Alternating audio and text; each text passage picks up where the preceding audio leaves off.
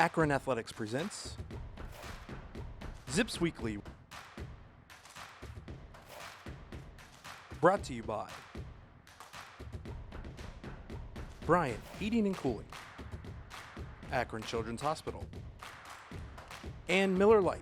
It's Miller time.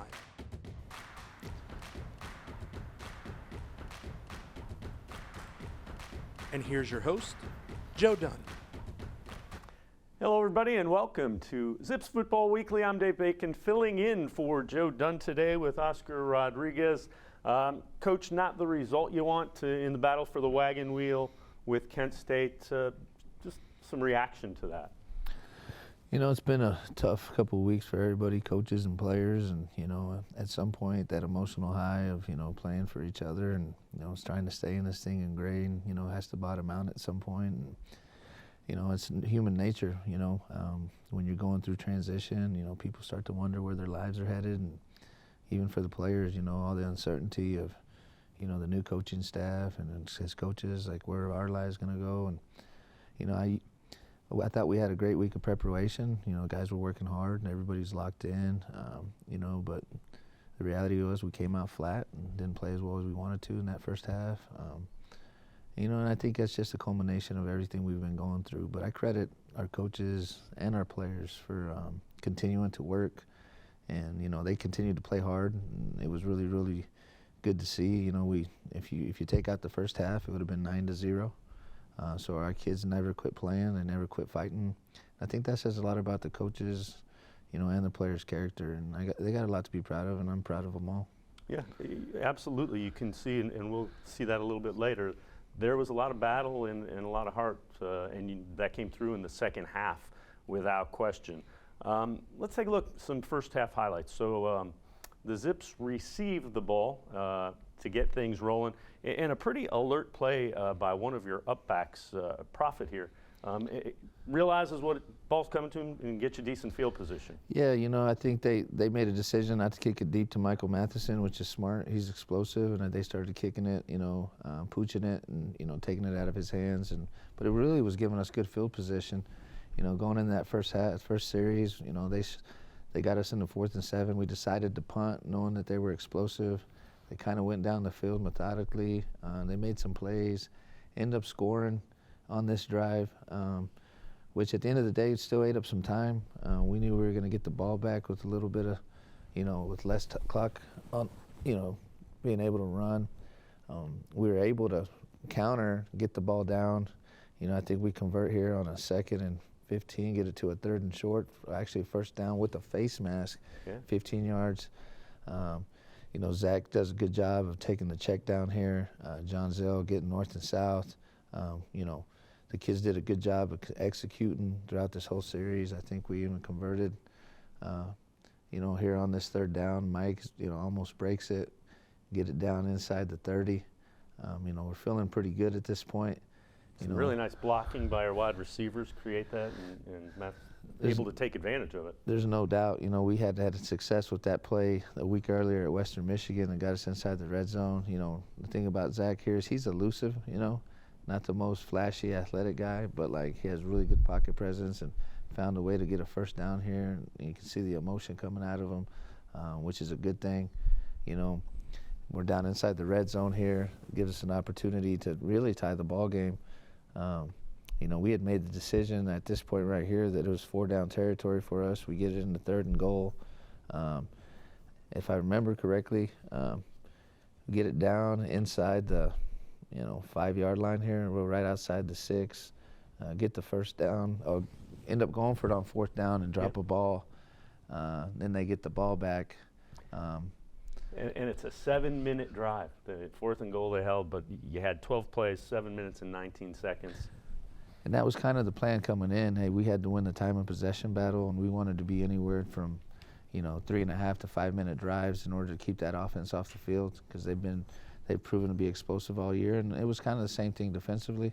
We wanted to really make them work for their yards. And, you know, right here it's early, beginning of the 2nd quarter, and it was 7-0. They ended up scoring 14-0. We get the ball back here, start putting a drive together. they ended up getting it back. I think we turned it over, if I remember correctly. Correct. And they get the ball back and just kind of methodically go down and scores, and we give up a 2-point conversion. They kind of get it back here. We get off the field, we get the ball back. It's still 22-0, 3-possession game with 9 minutes left. So there was no panic. We knew no matter what was going to happen, we're going to have an opportunity to get back in this thing.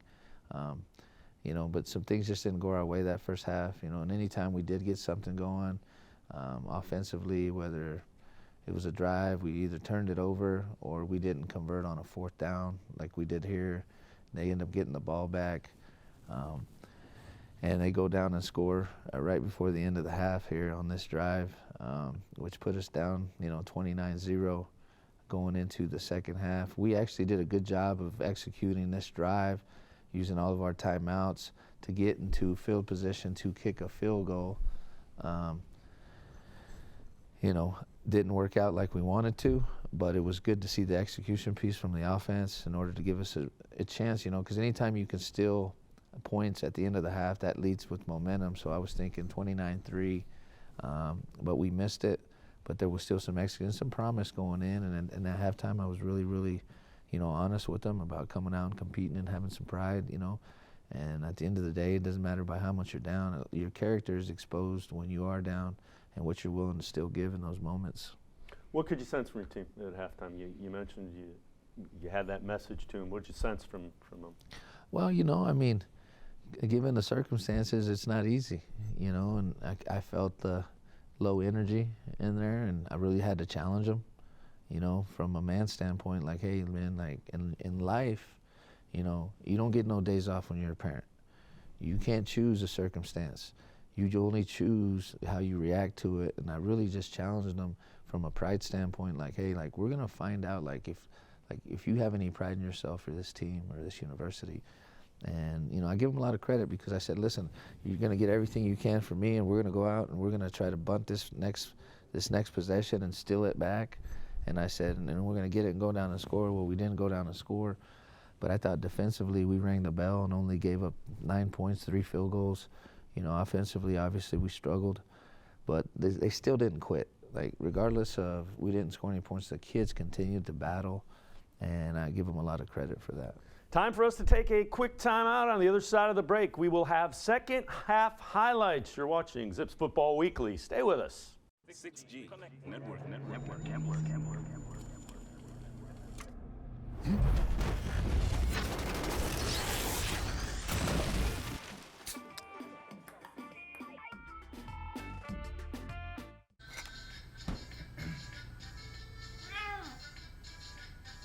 You didn't do anything wrong. You just didn't know Miller Lite has more taste and only 1 more calorie than Michelob Ultra. Now, you do. This is my back before surgery, and then this was it after. These things are in my back right now, helping keep it straight so I get to go back to dance with my friends. How are you? Good, how are you? Good to see you, Chloe. From my perspective, there is nothing that I wouldn't let you do. Really, all the credit for how well you're doing is just you and how hard you've worked to get back to where you are. I'm really proud of you. Thank you. We get set for second half highlights. Akron against Kent State. Zips Football Weekly along with Oscar Rodriguez. I'm Dave Bacon. And Coach, you're set to kick off to start the second half against the Golden Flashes. You decide to onside kick. What goes into the thought process and what arrived? How'd you arrive at that decision? Well, we had made a decision early in the week that we were going to try to find a way to steal a possession from a coaching standpoint, and really felt like if we had to kick off the game, we were going to probably start with the same thing. We got the ball first, so it kind of obviously ended those plans, but we felt like, hey, regardless of what happened, we're there deferred. They're going to take the ball in the second half. They had scored, and we were down 29-0. We felt like we needed to take that, so we went out, and I said, hey, I told the guys at the halftime, hey, man, we're going to go out and try to steal this possession, and we're going to get the ball back and go down and score, and they were all in, and Jerry did a good job of kicking it, and he executed it well all up into the recovery, and he had a great week of practice really working that kick, and luckily our fold player, Angelo, fell back and it popped right into his hands, and we executed it perfectly, and I thought our special teams played well all day. Well, let's take a look at those second half highlights. Again, the Zips will kick off, and it will be an onside kick. Take us through the key, and you talked about it a little. Why does this work? Well, you know, they were back about 15 yards off the ball, which gives us a 5-yard window. We felt like, hey, that's enough space for us to get that kick and fall on it. You know, Jerry did a good job of kicking it, and Angelo did a good job of recovering it. We get the ball back. I think we got penalized, put us back in 2nd and 29. We get it to 2nd and 4. You know, get stopped here. It turns into, you know, 3rd and 1. You know, crossing the 50, we'd made a decision that we were going to turn it into 4-down territory, and then we don't get the 4th down. They get the ball back, you know, kind of put a little drive together. You know, I thought our defense in the second half did a good job of bending and not breaking, and we kind of knew that all week. They're an explosive offense. Kind of eliminate those explosives vertically, like right there. They came back to the football, and then being really good in the red area. You know, 25 and in. You know, really limiting them to field goals and not giving up touchdowns. Just a good job on the counter look. Charles, our corner there, takes on the block, and we knock it down. We get the ball, you know, on the 1-yard line after they do a quarterback pooch kick. Good rollout here by Zach, comeback by Kanate. Trying to put together a drive here and go down and score. You know, at this point we're up 2 possessions to 1 on them, which was an advantage, and then we turn the ball over. I think the ball slipped out of Zach's hands, and they get it back here on, you know, the 8-yard line with 4 downs.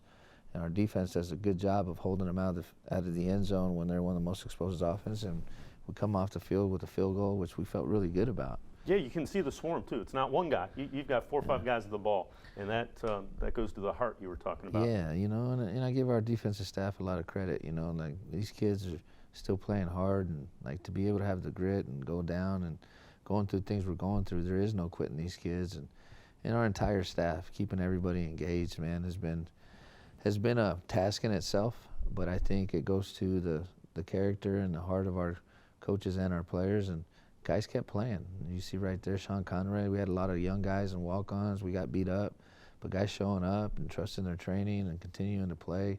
At this point, we'd held them to 2 field goals. You know, they were continuing to run the football. Our guys kept playing. And Rashad Hintz there, the kid out of Detroit, freshman's playing. Regardless of what happened, we didn't let the circumstance affect our vision. Offensively, we kept working at it, kept trying to get it. It just wasn't our day, you know, and that's sometimes when you play sports. I don't care the sport that you play, if it's basketball, sometimes the ball ain't going in the hoop. And if you play golf like me, sometimes the ball just don't go in the hole. And more times than not, that's what happens to me. But, you know, we held them to another field goal, which I was proud of, and we came back offensively and got the ball, and they kept battling. You know, and it's a credit to everybody in the organization. And like I said many of times today, I couldn't be more proud of them. Outside the end result, within the circumstance, I love these kids. Yeah, and there are a couple of points in that game where if you're able, you know, the second drive of the game, if you're able to convert in that, you know, 4th and goal, it's a completely different game. Yeah, I mean, it was 4th and 5, and, you know, K9, Kanate's wide open, and ball hits him in his hands, and you talk about a guy that never drops balls, ever. And that's the human side of the game. And, you know, you're in a 7-7 ball game, and it's different, you know, and they end up going down and scoring. But that's the thing I tell the guys. I said, listen, like, you know, we all got to take a real look at ourselves as men, and we got to take accountability and ownership for the things that we didn't do right and not blame anybody but ourselves. And we got to look at those things, and we got to fix those things moving forward and carry it into this week of practice preparing for Toledo. Well, the other thing is you always want to end it on a good note. You want to go out high, and you do have that opportunity, as you mentioned. Yeah, I mean, you're playing arguably the most talented team in the conference. If you look at Toledo on tape, the body types, you know, the size, the speed, it's all there. And it's just a great opportunity to go on the road and showcase the guys that we still have. We're going to step aside, take a quick timeout. On the other side of the break, we will look at our players of the week on offense, defense, and special teams. That's on the other side of the break. Stay with us. Zips Football Weekly. We'll be right back. It takes attention to detail. With your local Bryant dealer, you're getting more than just a technician. You're getting someone who pays attention to your needs and the little things that make a big difference. It takes a dealer you can rely on. And to keep your family warm this winter, here, let me show you how this works. it takes Bryant. Bryant, whatever it takes. And to keep your family comfortable, it takes E.H. Roberts Heating and Cooling. Find them at ehroberts.com. What we make right here at the University of Akron Holds up under pressure. What we make climbs the ladder and leads to record highs. What we make lifts us all. And makes us all better. With everything we make, everyone rises.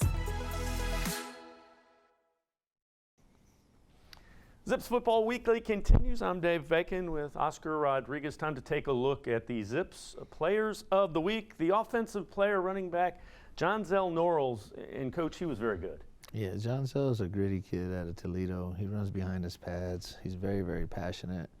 You know, you love the energy that he brings, and he runs the ball that way. An incredible human being, you know. I'm glad he's on our team. You know, I enjoy being around him. You know, he's a good person and just happens to be a really good football player. And you can see always seems to be going forward, leaning forward, getting that extra yard or two. Sign of a really good running back, Yeah. tough running back. And you know what? And he's had to carry a lot of that load, and we appreciate him for everything he does. And I look forward to watching him go home and play at Toledo. All right, now the defensive player of the week, Andrew Bain. Tell us a little bit about the game Andrew had. Andrew's been a kid that, you know, we got at a junior college who's from Appleton, Wisconsin, and all he's done is show up and do what's asked of him and get better each and every week. You know, he's what you want out of the linebacker position. You know, he plays the game with great pad level, tackles really, really well, and he's only a freshman, you know, even though he came out of junior college, but he played during the COVID year. So he's got an incredible future. He's only going to get better, and he's going to be one of the best defensive players in this conference by the time he's done playing.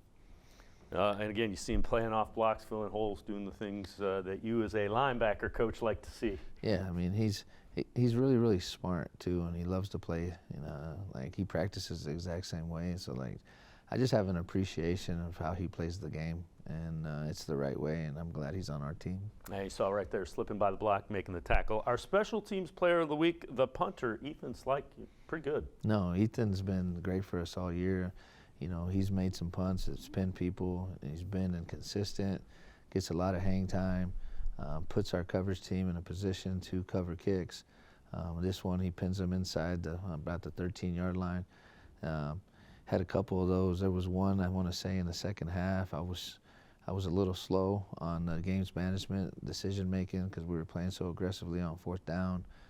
We got in a 4th and long, and I think I sent the punt team, this is the one right here, out with like 16 seconds, and by the time they got lined up, they had 8, and him and the long snapper had a great operation, and they got it off, and we covered the kick, which is incredible, and that's a credit to them and the work they put in. Yeah, without question. All right, Coach Oscar Rodriguez and I are going to step aside, take one more time out. On the other side of the break, we preview the Toledo Rockets. Zips travel up to the Glass Bowl to face the Rockets. Stay with us. That's straight ahead on Zips Football Weekly. Even if this is the three-point line, and this is the hoop, if this is home ice, and this is sticking the landing, kids will find a way to keep playing the sports they love, and we'll keep helping them. After an injury, Akron Children's is dedicated to getting your child back to the game as quickly and safely as possible, however they play it. Learn more at akronchildrens.org/sports. 6G Network.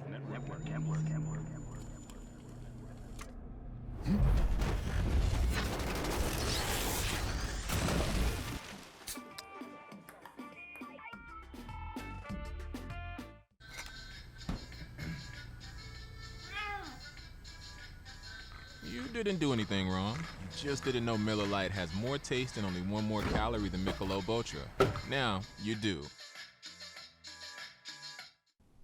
Welcome back to Zips Football Weekly. Dave Bacon filling in for Joe Dunn, along with Coach Oscar Rodriguez. And Coach, before we wrap it up, let's take a look at the Toledo Rockets. 6-5 on the year, 4-2 at home in the Glass Bowl. They're very good there. Have had an extra couple of days. They played Tuesday against Ohio. 35-23 they won, so they've won 2 in a row. It's a good team. No, they're arguably the best team in the conference if you look at them from a talent standpoint, body type standpoint, even on both sides of the ball. Like, since I've been in this league, I've always, anytime you turn on the tape and you watch them, they're really, really impressive. You know, their secondaries always can cover, can run, short area movements. Their backers can run and tackle. They're big up front defensively.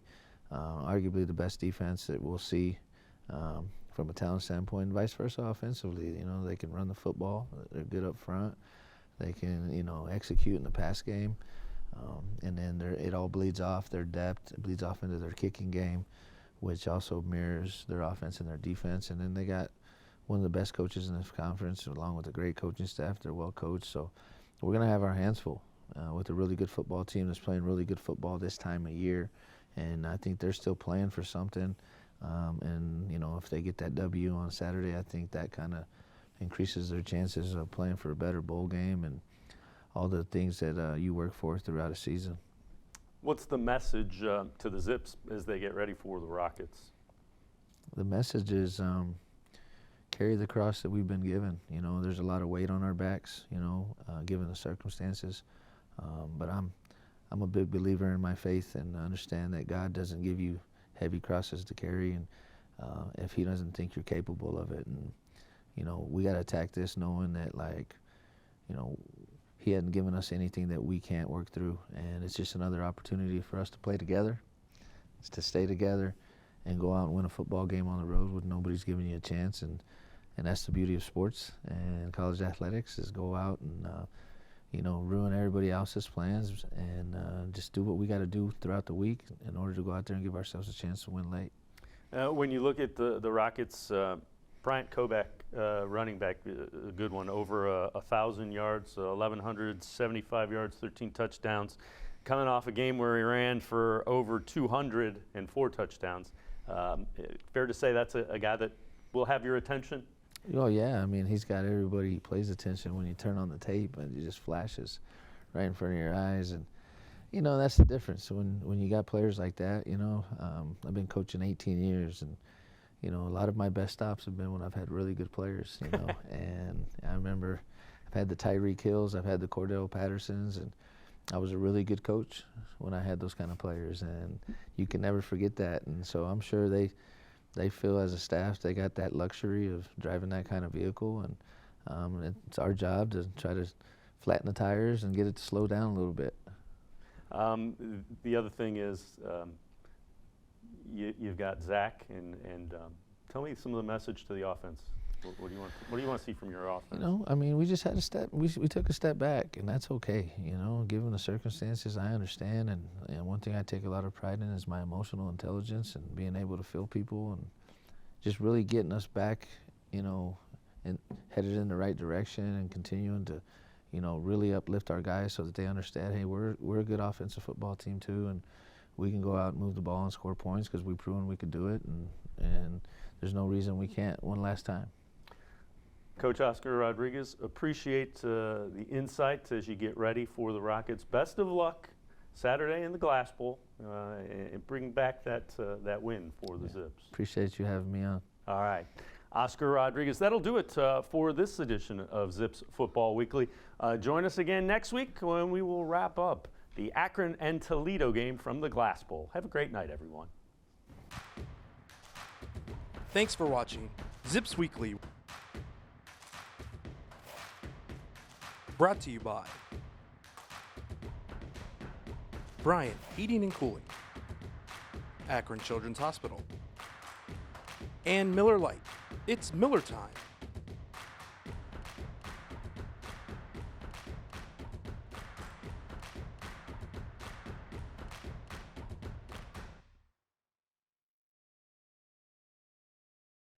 This has been a presentation from Learfield,